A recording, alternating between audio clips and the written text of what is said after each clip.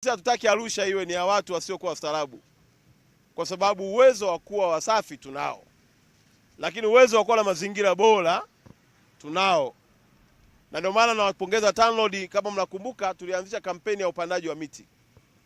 TANROADS ndio tuwapa jukumu la kwanza la kwamba miti hii ya kutoka kule Tengeru moja kwa moja kwenda mpaka Sakina, hii barabara yetu hapa katikati hapa angalau iwe.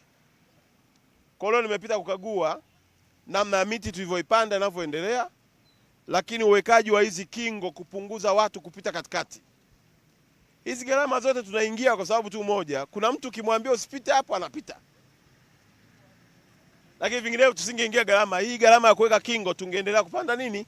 Miti. Lakini kwa sababu watu hatutaki kuwa wastaarabu, inabidi tutengeneze utaratibu wa kuwalazimisha watu kuwa wastaarabu. Kwa hiyo nawapongeza TANROADS kwa kazi nzuri inayoendelea ya kuhakikisha kwamba tunaweka kingo, tunapanda nyasi nzuri na miti yetu tunailinda. Ni ndoto yangu baada ya miaka 5-10 ijayo, katikati ya barabara yetu hii ya kutoka Tengeru kwenda mpaka Sakina, na magari yanaonekana kama yanapita chini, lakini miti yetu ikiwa ni mizuri inapendezesha jiji letu la Arusha na mkoa wetu.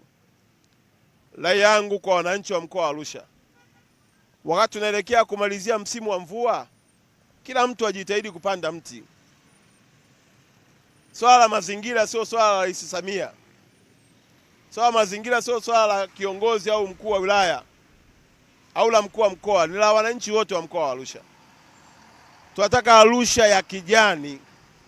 Tunataka hali ya hewa nzuri kwenye nyakati zote, iwe ni masika, iwe ni kiangazi. Mtu akija Arusha akutane na hali ya hewa nzuri.